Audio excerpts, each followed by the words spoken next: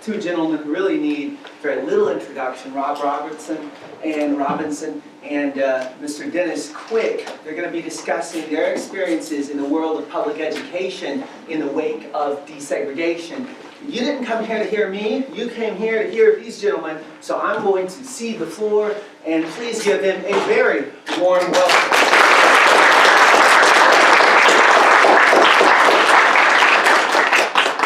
Thank you, Mr. Yarborough. And if I could just kind of make a little change in your thing, we're going to definitely talk about schooling with desegregation, but also, you know, you can't just isolate one incident, one particular thing.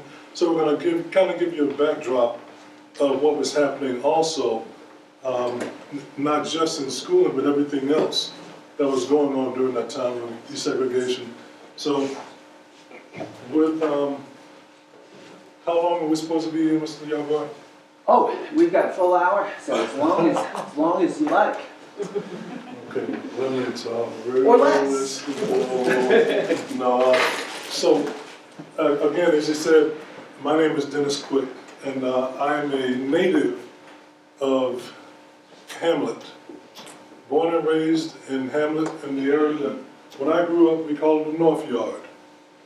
And now it's known as Dobbins Heights. That's where I was born and raised. I also had the opportunity and privilege of working in several different school districts. I worked here in Richmond County. I worked in let's see, Burlington Elementary Schools, worked in Guilford County Schools and Lexington City Schools, being a teacher, coach, administrator. That's pretty much it. Teacher, coach, and administrator in all those different school districts. I was very, very blessed that from August of this school year until about 3 weeks ago, I was the interim superintendent for Richmond County Schools. And so I take a lot of pride in that, the fact that I was able to come back here to my home school, to my home, and serve as the superintendent. So that's a real thing for me. But having said that, I want to just kind of move on a little bit and talk about some of the things that you got me here for, at least I think. So I made some notes because I got a bad memory. And when you get old, that's one of the first things that goes. So why am I here? Because I want to share with you some of the experiences that we encountered growing up in Richmond County and growing up in the world during the time of desegregation. And you may hear me say desegregation, you may hear me say integration. You know what I'm talking about. I use it pretty interchangeably. Again, I said I was born and raised in Dobbins-site, and so very blessed to be in this community because the community was a community.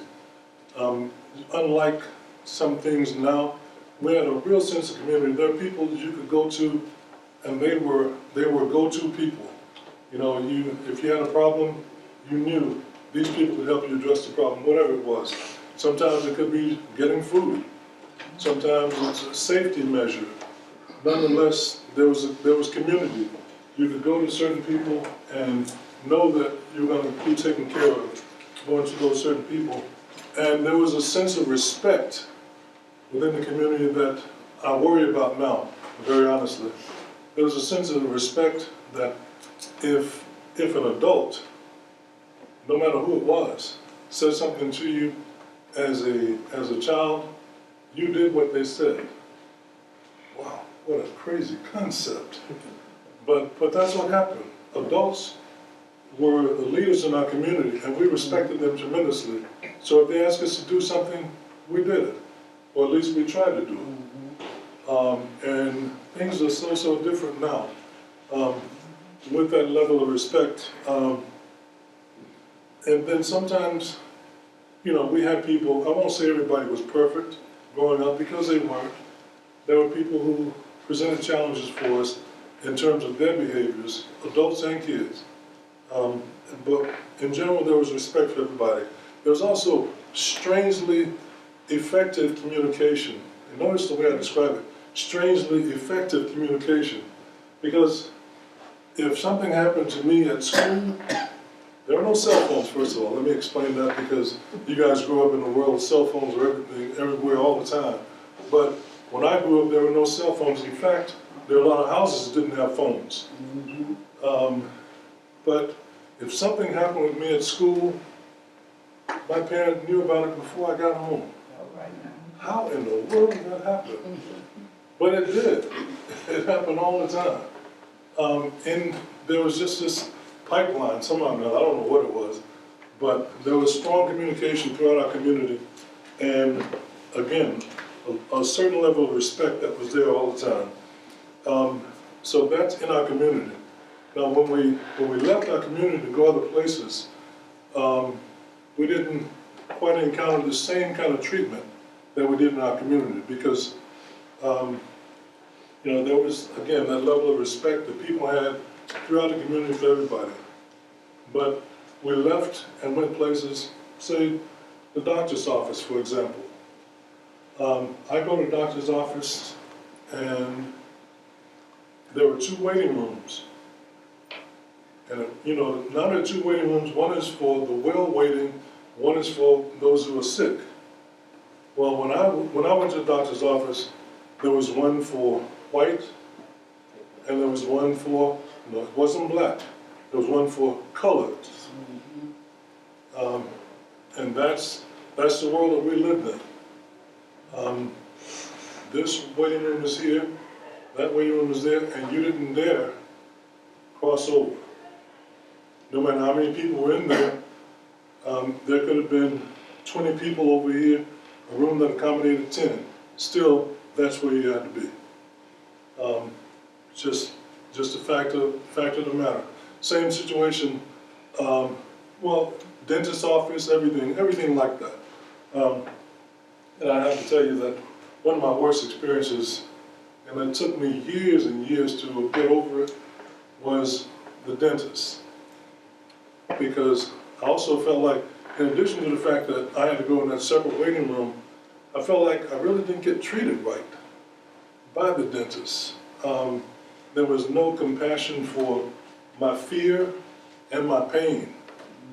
It was just whatever it was. You know how painful, how fun that is to go to the dentist. Well, imagine that you're 10 years old, 12 years old, going for the first time, and no sense of this kid is in pain. No, it's just, I'm doing what I need to do and that's it. Well, that's the experience that I had, and it took me years. Probably, once I became where I could make my own decisions about that, it probably took me at least 10 years to go to a dentist because of situations like that. And when I did go, they actually had to ease me into it. The first few years, I had to actually have laughing gas in order to do it. Then from there, I went to listening to, what do you call them? You won't know what I'm talking about. But listening to music, basically, while the dentist was doing the thing. You know, that was the way for me to ease into it. And that was for years, getting over the trauma from my childhood. Just things like that. And going to the movies was always an experience also. Because when we went to the movies, and I'm talking right now here on Main Street in Hamlet, what do they call it now? It was an opera house, I think, down in Hamlet. Well, it used to be the movie theater. The movie theater, anybody who looked like me couldn't go in and just go right down the aisle and sit in the movies. You had to go upstairs. We can only sit upstairs in the movie theater. So you came in and you got your ticket. Everybody goes down except we had to go this way and go up the steps and go to the movies. It turned out, to me, it wasn't a bad place to be, but that's where we were relegated to be, no matter what. There was that separation, and that separation existed so much. Now, if I could, I know bore you guys a little bit more than I'm boring you right now, but I want to just step back a little bit and talk to you about the whole background of things, the whole background of how this was set up. See, and I know a lot of you guys know this, and your teachers have shared this with you, but in 1865, or 1863, there was the Emancipation Proclamation that basically was signed, and that was a situation in which the President Lincoln said that all those people who were considered slaves were now free. All those people who considered slaves are now free. And just bear with me because I'll take you full circle to get you back to where we are. So all these people were considered free, but they weren't really free because they didn't have any place to go. They didn't own any land or anything like that. They didn't have places they could go to work except where they were working. Nonetheless, they were considered free. But let's move down a little bit further with that. And so how do we treat these people who are all of a sudden free, who were slaves prior to that? How are you going to treat those people? And that was a real challenge.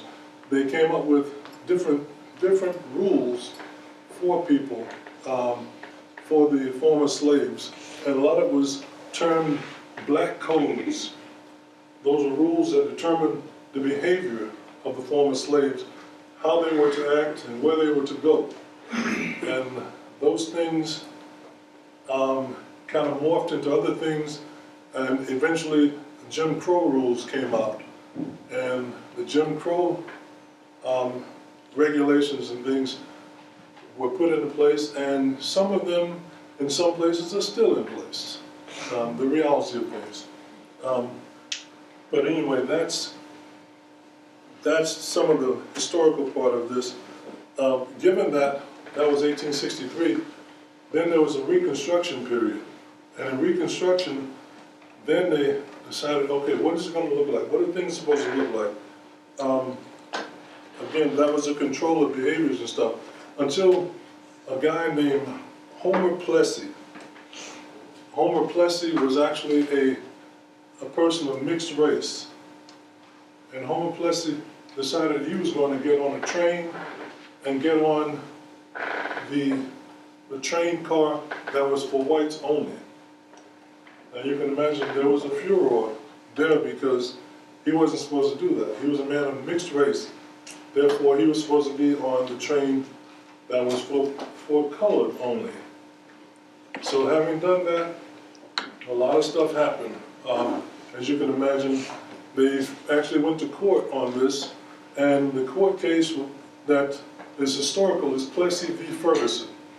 And Plessy v. Ferguson, basically, the courts said that having separate facilities for white and black is constitutional. Having separate facilities is constitutional as long as they are similar in quality.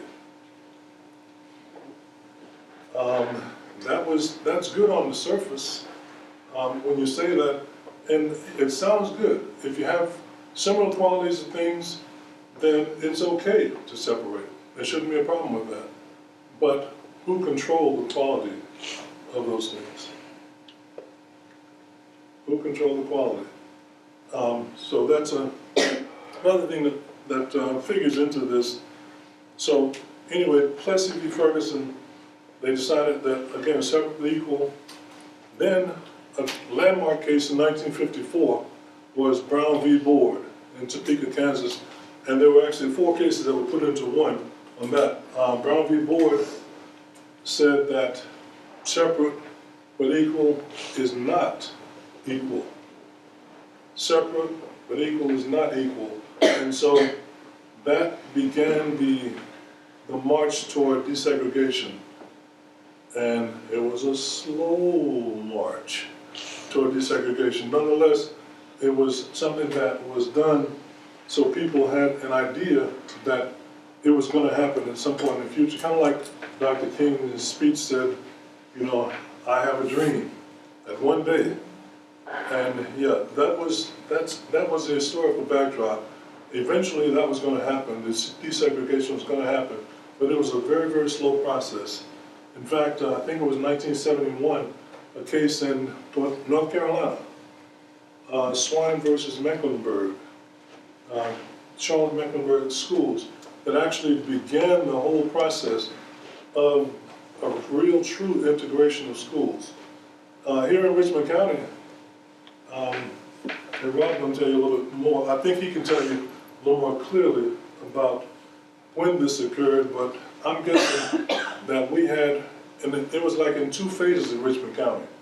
There was schools of choice in Richmond County. I don't know that anyone in here would know anything about that, but you had a choice whether you would go to this school or this school in Richmond County. And I say that because there were schools in Richmond County who were definitely the black school, the white school. But at that point, you could actually choose, if you were black, to go to a white school, and vice versa. So that was an optional process. I think that was in the mid-60s or somewhere in that vicinity. And then in 1968, it was required here in Richmond County that segregation or desegregation happened, integration happened. So in 1968, I was moved. Let me just back up and say, my elementary school was Capitol Highway Elementary School. Anybody know where that is? It's here in Hamlet. You know where it is, Mr. Norton? Yes, sir. Capitol Highway Elementary School was my elementary school, and most of you never heard of that place. Well, it sat rather where the park is in Dobbins Height right now. Where the park is in Dobbins Height, that's where Capitol Highway Elementary School was.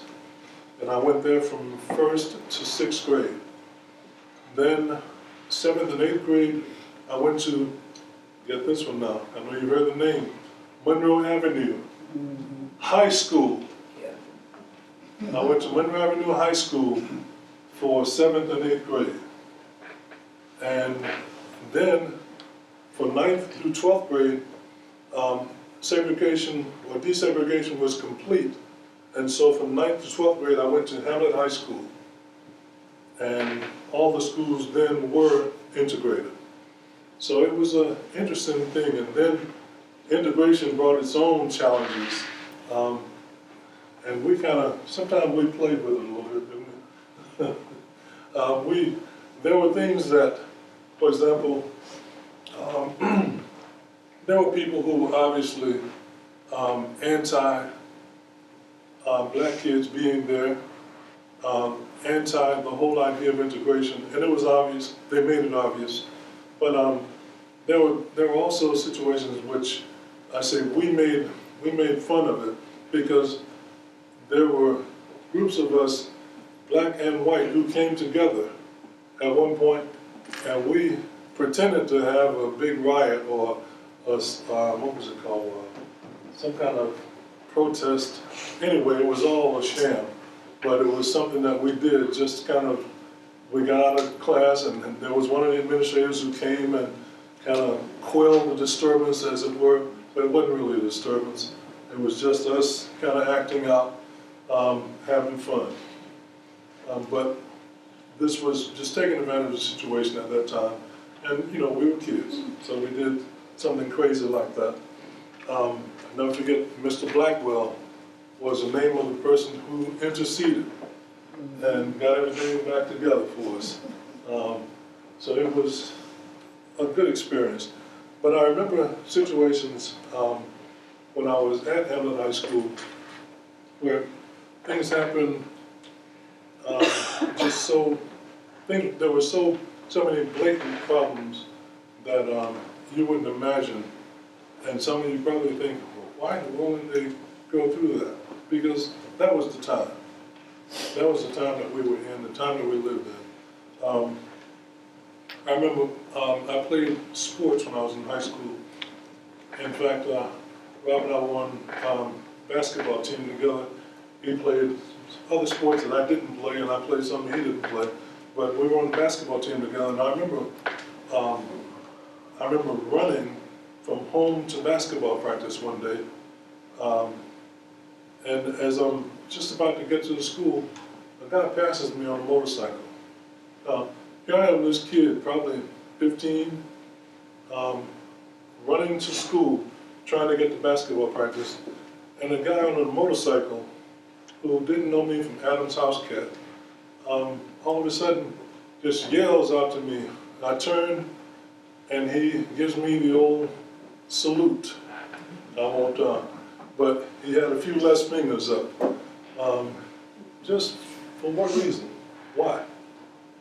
But that's some of the lesser things, nonetheless very, very obvious things that were done through integration. But in general, I really think that it was one of the best things that could have happened to Richmond County, to the schools, and to the kids of Richmond County, that we did have desegregation, because I think that the quality of education is much richer here in Richmond County now than it was then, at least the experience that we had, because when we did do the integration, we actually had books that kept together. They weren't all torn up and stuff when we got them. But they were sometimes new books nobody had written in. And so, yeah, that was a novel thing for us. So that's a little bit about my experience. I'll let Rob share some of his. Good morning, everyone. Good morning. I always introduce him as my best friend since the first day of first grade. We actually met the first day of first grade, and we've been friends ever since. All right. And so that's a long time. But again, he's one of the greatest guys I've ever met, and I'm glad to call him my friend. I'm honored to be here and speak to you. I didn't do the education piece that he was experiencing, but I did work in college. I played and coached college baseball. But also, I want to start with some personal things, and hopefully it'll show you a little bit more of the circle that Dennis was talking about. My grandfather could read and write and do math. He was born in the late 1800s. So someone had to take the opportunity to teach him these things, because it was against the law to teach Negroes how to read and write and do math. Sounds crazy, but that's the way it was.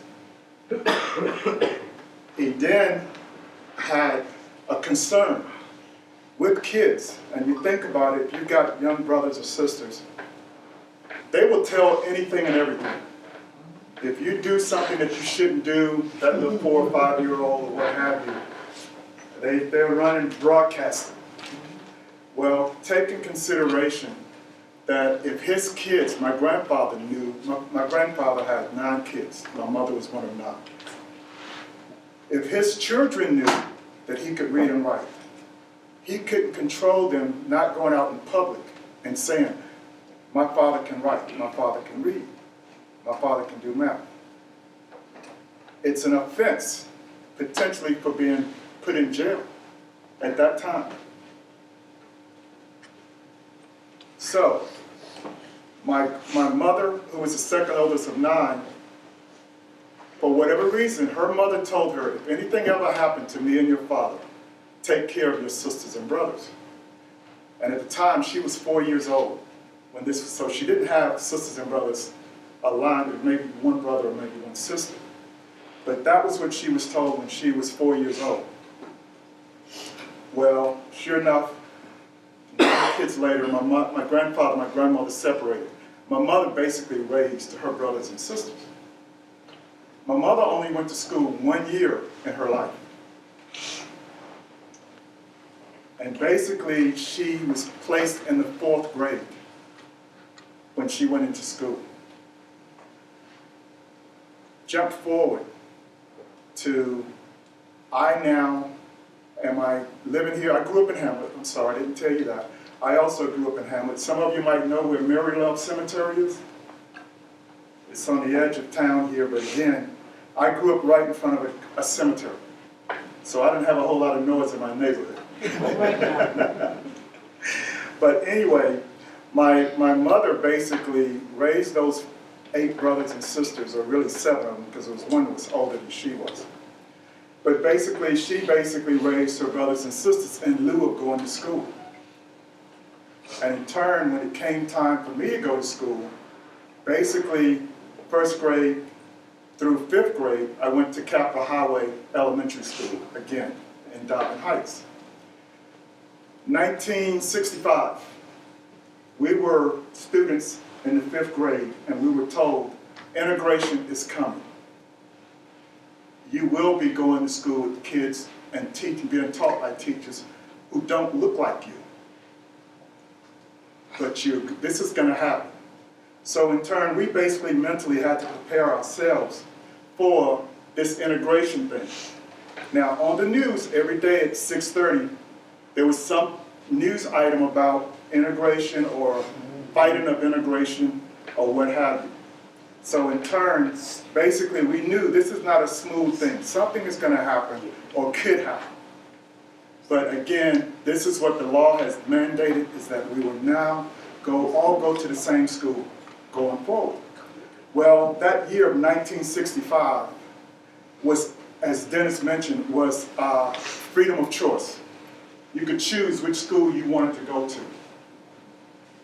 So in turn, I chose to go to Fairview Heights School. I don't know if any of you are from Hamlet know where Fairview Heights is. And I was one of only 4 black kids in the school. I was the only black in my classroom. And in turn, basically, after the first or second day of school at this new school, the complexion of our skin seemed to no longer matter for whatever reason. Kids are kids. They just want to play with somebody, have a good time. That's all I wanted to do as well. But I also wanted to make sure that I could do what was happening on this side of town. I learned it over here. It's not that much different. And I found out it's not, we had the same books, but as Dennis mentioned, what would happen back then is if there was a new bus to come to Hamlet for activity buses, you would notice, if there was a new bus, even though this black school had a bus, it was the bus that used to be at the other school. So in turn, when the new bus came, they would always put the new bus at Hamlet High. The other bus that's old would go to then Monroe Avenue. So, again, these are things that were balanced, but it wasn't balanced. In turn, in time, that what happened was, I learned it, we're no different. I praise the parents of that time because easily their concerns was much greater than ours. We just want to go to school. But parents know, I'm sending a 8-year-old to a school, and any and everything can happen if you look at the news. Unfortunately, things are happening. But anyway, what happened was we got there, we became good friends. Even to this day, there's a group of us, about 40 of us, that came together during that period of maybe 8th grade through 12th. And some of them I met in the 6th grade because I'd gone to school with them. We still meet every July now. Even now, we still meet. We have a great evening. We're reminiscing. We're talking about different things and comparing notes about, do you remember when and what happened and what didn't happen? So in turn, basically, you've got friendships that have developed and maintained all these years. And very happy and proud of it. But as I said, I'm also very thankful that the parents evidently decided, let's see how this is going to work. They didn't just prejudge what it's going to be like or concerns. I'm sure we all would. If I've got kids, I would be concerned if I've got a 5th grader going to a school and he's the only one in his class. I'm not sure what's going to happen, how he's going to be treated. But again, these are the type of things that we survived and came through. And in turn, just to move you forward, my daughter, remember my grandfather could read and write, but he couldn't tell anyone. My mother only went to school 1 year in her life. I basically am the first one in my family to graduate from college. Okay? Now my daughter, and this is going to be weird, my daughter scored 1100 on the SAT. Don't sound like much. But she was in the 7th grade when she did that. Okay? So in turn, there was opportunities put before us, and we took advantage of it as far as being able to go to college or go to school, period. My daughter now is a doctor. She had her doctorate at 23. Okay, so again, not bragging, but just showing you, go, whatever's put before you, address it, and make sure that you try your best because you never know what the results are going to be. Okay? So all that to say that again, I'm looking at this room, I'm honored, as I said, to be here. I've driven by this campus all my life, but only came on campus, I told Dennis when I was walking in, I've been on this campus once, and that was to play in a tennis tournament. I've never been in a classroom here, I've never attended any functions here or anything like that. I now live in Raleigh, so again, it's not like I'm here often, but again, I will always think of it a little bit different now that I've been on the campus. I'm a part of you. By the way, I went to junior college at Sand Hills, so I, again, went from high school to a junior college, and then on to my last 2 years at St. Augustine's in Raleigh. But I was an athlete, as Dennis mentioned, or I thought I was an athlete, let me put it that way. I played baseball and basketball, played tennis, And then I went to college on a baseball scholarship. And in turn, 2 years there, and then went on for my last 2 years at St. Augustine's in Raleigh. My senior year of college, I had an opportunity to go to UNLV to play baseball, University of Nevada, Las Vegas. And again, coming from Hamlet, you can imagine, that was like, whoa, this is outstanding, I'm amazed, that opportunity. But I chose not to go to Las Vegas for just 1 year. I basically was going back for my senior year of college, so I said, I'm here, I've gone through this, I'm staying, don't regret it a bit. But again, those are the kind of opportunities, again, as time goes on, that can eventually happen. You just never know. I mentioned to Dennis again as we were walking in, I was on the phone talking to a friend of mine while I was waiting to come in here. And he basically had a charrette. Anybody understand that word? It's a French word. Charrette. Well, let me tell you what his job was, and then you can kind of figure this out. In 1971, Durham Public Schools were going to be integrated. But there was two big factions of the community that did not want this to happen. There was a Klans leader who basically was leading one group, and he basically wanted these things to stay the way they were. There was a social activist lady named Miss Atwater, who basically didn't want the schools to integrate either. Well, my friend who I was talking to on the phone, he was chosen to make this happen. These schools are going to integrate, and we've got to find a way to make it happen. And in turn, he basically went to the Klans leader and this social activist lady and said, we're going to make this work. First of all, they already had biases against each other. They didn't like each other, didn't like anything about each other. And so my friend was telling me, he says, I came home that night and I told my wife, there's just too much biasness between the two of them. And his wife said to him, you're biased also. So you've got to get past that so that you can help the school come together as one. So in turn, basically what he found was these two folks who didn't have any concern for each other basically said, well, if it's going to happen, then we need to make it happen and make it happen right. The name of the movie, before I forget it, is Perfect Enemies. If you get a chance, look it up on your phone, or it's on Netflix or what have you.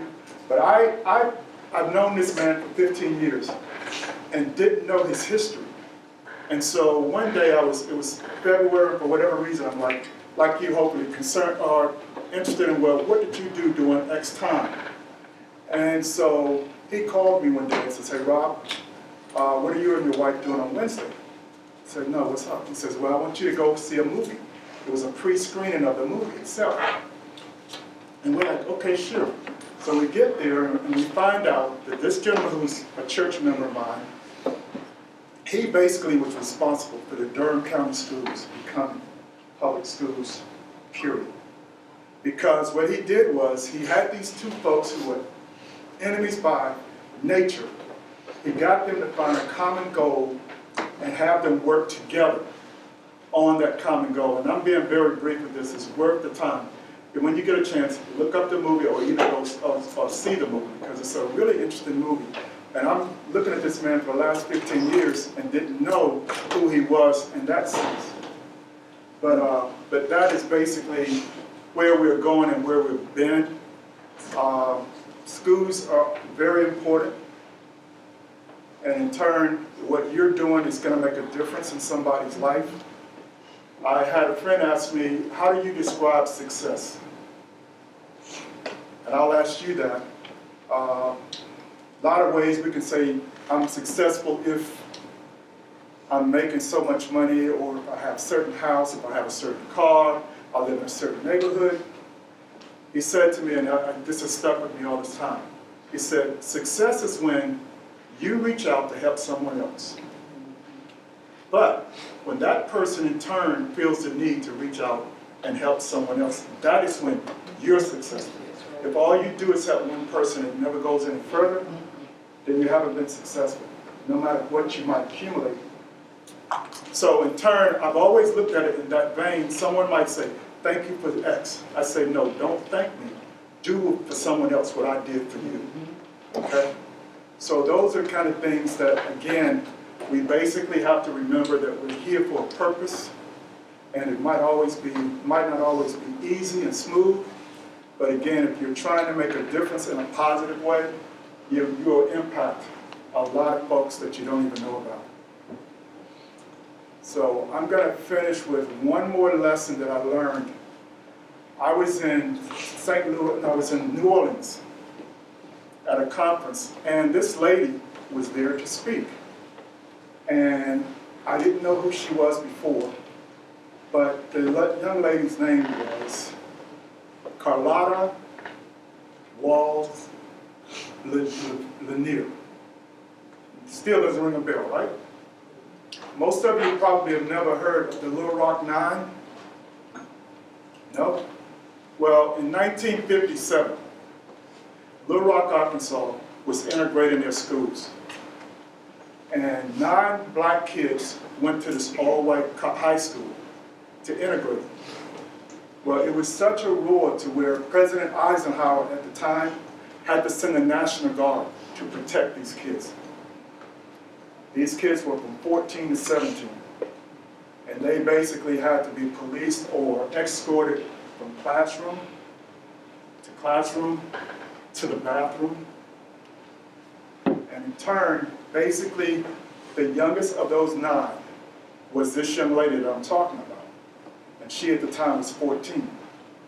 And so by chance, I meet her in New Orleans, didn't know her history, didn't recognize the name, but when I found out who she was, I'm one of those folks that ask questions or have conversations. Well, by chance, we were on a shuttle going from this meeting back to the hotel. There was a gentleman on the shuttle with us that I knew. And basically, again, this is a history lesson if you want to find out about it. Freedom Riders. Basically, these were college students in the northern part of the United States, coming south into the Mississippi, Alabamas, Georgias, what have you, Texas, and helping people register to vote. Well, 3 of those kids on that bus, if you ever look at the picture of them, basically you will see this busload of college kids. They were black and white kids. 3 of those kids were killed in Philadelphia, Mississippi. One of the kids on that bus that didn't die, that didn't get killed, was at this meeting with us in New Orleans, and I knew his history. And so when I turned to him, I asked each one of the 2 historical figures in my eyes, I said, do you know who this is? And the guy says, no, I don't know who this is. And I asked the lady, I said, do you know who he is? She says, no. And I explained to them, basically both of you fought in civil rights time. You were fighting in Little Rock, Arkansas, and this gentleman was fighting in Jackson, Mississippi, Philadelphia, Mississippi. So again, you never know who's in your presence that are special or can make a difference or has made a difference in our history. But these are sort of things that, again, by chance, you never know who you're going to run into and who basically can share information with you and hopefully make a difference in a positive way in people's lives. Again, thank you very much.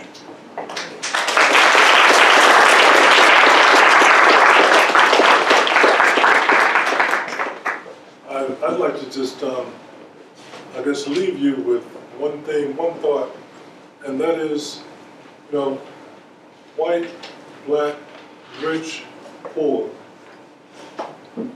Those of us in this, everybody in this world, one of the things that we want is things to be fair, things to be equitable. But let's talk reality. Life is not fair. I mean, that's a reality. So we got to get used to that. And don't expect it to be fair. But at the same time, you don't walk around with a chip on your shoulder. You walk around doing what you can to make things better, whatever that means. And I want to stress again, rich or poor. Because here in Richmond County, we got to make sure that we understand that just because I have a certain skin tone doesn't mean that I'm going to be stepping ahead of everybody else, because The bottom line is green is what speaks in our society. And so you gotta make sure that you position yourself well for success. I like your definition of success. One of the things I say also in defining success is you're successful based on the obstacles that you overcome. And if you can overcome those obstacles and keep overcoming those obstacles, you're gonna be successful. I hope that we didn't put you guys too comatose during this time, but we thank you for your attention. And if you have any questions, we'll be more than happy to try to entertain your questions. Yes, I got a really good question. And I do know a little bit of the history of the education when you were talking about your grandfather and it being against the law and everything. I think today I feel like young folks are taking advantage of the education. And I was wondering what your guys' perspective was that and how important education is and how can you kind of inform the young folks that it is very extremely important and valuable. I mean, that's a loaded question for me, just because of, what I did. I'd say 90% of my entire career has been in education. Right. So I certainly value education. And if I put a plug in also, my family sponsors a scholarship. Here in Richmond County, we give a scholarship to students going off to college, $2,000 per student to go off to college, and that's something in memory of my mother, who was a staunch proponent of education. She believed in the transformative value of education, and she did what she could to make sure every one of us graduated from high school, and a few of us graduated from college also. So we recognize that education is so important. So if you get a chance, it's the Mary L. Quick Memorial Scholarship. The counselor will be having information about that. Mary L. Quick Memorial Scholarship. To kind of address your question, and I said I did work at the college when I was coaching. Communication is key. I find that if I walk in and I treated a kid like a kid, he's going to behave like a kid. Right. But when I basically treated them as young adults, then they tend to try to strive to be young adults. I wasn't afraid to upset them or make them mad at me. I always used to tell them, I said, look, I don't care how you feel about me right now. 5 years from now, when you've got a wife and kids and you come back and you see me, if you're not happy to see me, then I'll be concerned. And again, as I've gone through, that is what I've found is that, again, treat them like they're adults, because at this level, they're no longer kids, and in turn make them deal with the consequences of their decisions and their behavior, and then in turn they tend to go where you want them to go, as far as, again, letting you instill confidence in them. That's so important. We all can find a reason why we can't succeed, but when you show them that you believe in them and that they can make it, and you're not going to settle for them, settle for less than what they can be, they tend to strive for that. Yes, sir. So I would like to say I am from Kansas. I'm actually from a little town that's part of this military base called Fort Riley, Kansas. It's right outside of Junction City or Manhattan, Kansas, which means I'm about an hour from Topeka. And so we took many field trips to Topeka, and I got to walk up the steps. And I knew that I was where history took place. As a learning experience for anyone, would you say that they should learn the background of a certain place where an event happened and go there and kind of live that history a little bit? Oh, absolutely. And again, I think Rob gave some great examples in what he mentioned. The people that he's encountered who've been history makers. And throughout your lifetime, you're going to run into people like that also, in situations like that. Believe it or not, you sitting right in here are going to encounter some people like that. And I just hope that you will help to make a difference also with them. Please. I was afraid you were going to say Leavenworth, Kansas. There's a prison there that we all know about, but there's also some colleges there. In fact, my son just moved out there within the last month, his fiance is the women's football coach for St. Mary's College. And in turn, so again, when you started talking Kansas, my ears perked up. I think that basically, yes, wherever you go, you ride along the road, you see those little historical markers. There's history there for some reason about something. Basically, luckily, the last 18 years of my working career, I was able to travel around the country and in South America, Latin and South America. And so I always made it a point to try to go find something that I'd heard about, but maybe didn't have a chance to see. And in turn, basically, again, just keep looking at those markers, and now we got cell phones, so we can pull off the road and just in 5 minutes, we can learn about that marker and what it implies or what it meant to someone. So yeah, just always, if you have a chance, and maybe something that you don't want to know about, take your time and look at those too, because you'll find that that is really interesting. There's things that we look at and we just say, well, you know, so that's whatever, but no. Take your time and just put a little bit more time and effort into it and see what that marker means and why it's there. In other words, be curious. Yes.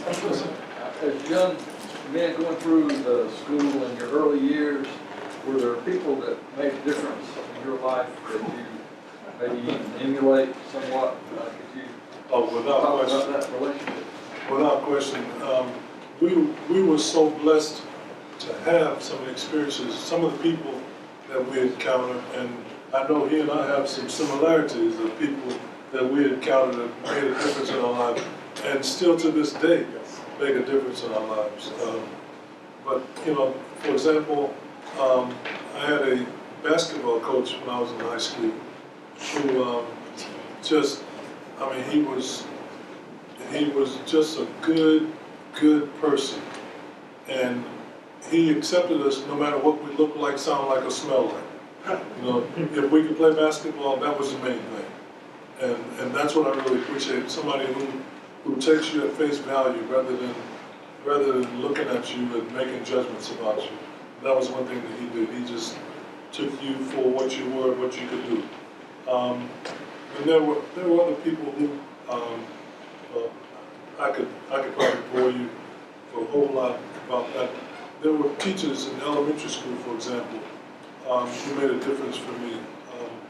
I'll never forget, and I shared this at convocation this past year, that I remember my first grade teacher, you know, just wafting through the room. She had a scarf, just kind of dancing through the room and everything, and just made such a glowing difference for me as a little kid. Just having an environment like that where a person comes in, it just makes you feel welcome.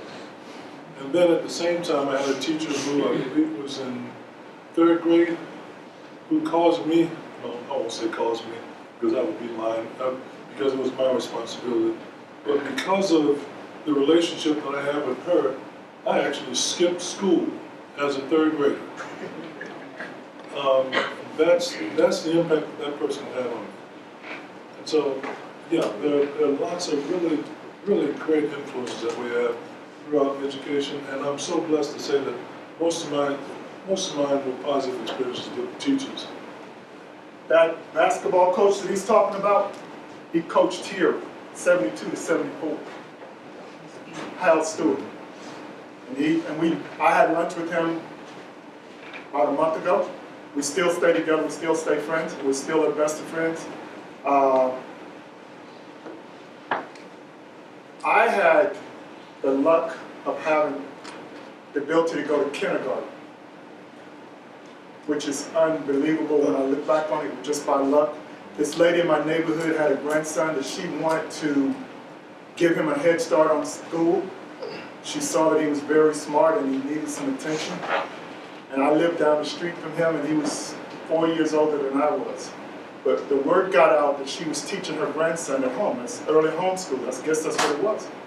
And she said, I'll take any other kids in that wants to. Small minimum fee, probably was $2 or $3 a week. And she was very tough on us as kindergartners. I thought she was tough. I'm 3 or 4 years old. But anyway, she basically set that foundation for us. And again, as he mentioned, and as I said from the start, I've known him since the first day of first grade. So we had that same first grade teacher. And I remember the days when, again, she came in and treated us like, again, school was intimidating. We're first graders. We didn't know what to do other than I had the foundation of homeschool, if you want to call it that, from kindergarten. But again, it was that kind of thing, so you never know where and when that trigger would be pulled and you start seeing things for what they are. I had a young man that I worked with in college, and I asked him, I said, why are you here doing this work after school? And he says, Mr. Robinson, the last thing I'm doing is going back home. He says, I've got to get this and I've got to keep going forward. So again, that was his motivation. For whatever reason, you find things that motivate you, and in turn, just use that as he said, as a skill to succeed, as an opportunity to succeed. Any other questions? All right, we thank you very much for your time and your Thank you. attention. Thank you.